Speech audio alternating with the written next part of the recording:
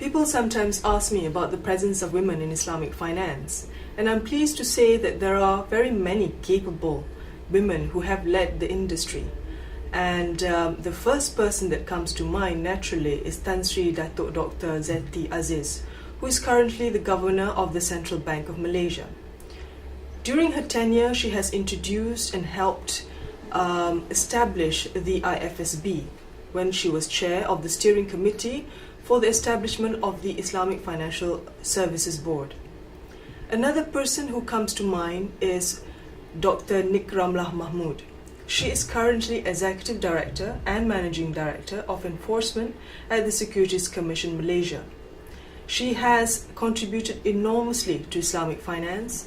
It was during her tenure that the Malaysian Islamic Capital Markets Department of the Securities Commission Malaysia was fully developed. In fact, she has been recognized as being a great contributor to the development of Islamic finance. She was awarded the Person for Outstanding Contribution to Islamic Finance at the Kuala Lumpur Islamic Finance Forum in 2007.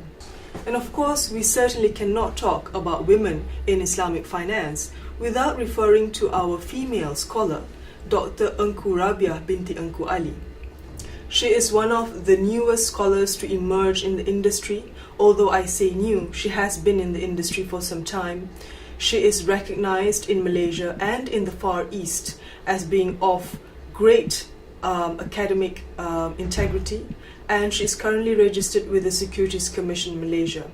In terms of her background, she has a first in double degrees, a distinction in her masters, and also, of course, the necessary doctorate. But women in Islamic finance are not limited to those in the Far East. We also have Stella Cox of Donny Day, who is based in London. Stella has been a leader in offering commodity murabaha. Stella has been with Donny Day for more than a decade, and her name is synonymous with commodity murabaha.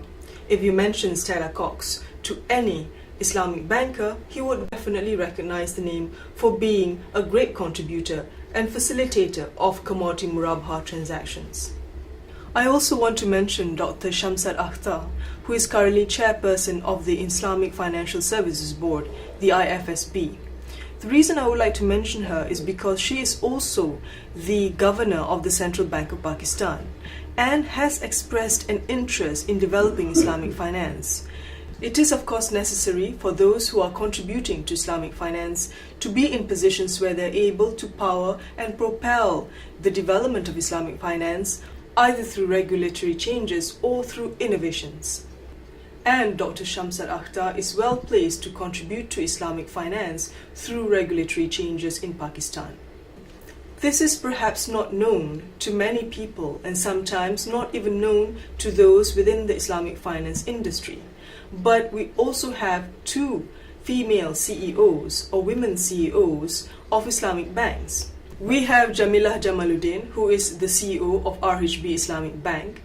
Ms. Jamaluddin has about 20 years of experience in the Islamic finance industry and has been an Islamic banker for that length of time. Our second CEO of an Islamic bank is Ms. Fozia Amanullah, who is the CEO of Eon Islamic Bank. She too has been in the Islamic finance industry for some time and was previously at ASEAN Bank in the Islamic Debt Capital Markets division. Lastly, I would also like to mention Ms. Farmida B, a lawyer based in London, and Ms. Rakia Sanusi with IFIS, a data provider. She was previously with the Institute of Islamic Banking and Insurance, also based in London. Clearly, we have many capable women in Islamic finance, and their contribution is not just limited to the world of Islamic finance, but it has a trickle-down effect on various other sectors, such as, for example, construction, manufacturing. The reason is because when you have such prominent women in such high-profile positions, let's say, for example, Dr. Zeti Aziz, other women in other industries will also look at the governor of the Central Bank of Malaysia and recognize and realize that they can do more for their own particular industry and be leaders in their own particular industry. So the women in Islamic finance are not merely contributing to the world of Islamic finance or to this particular industry, but to various other sectors globally.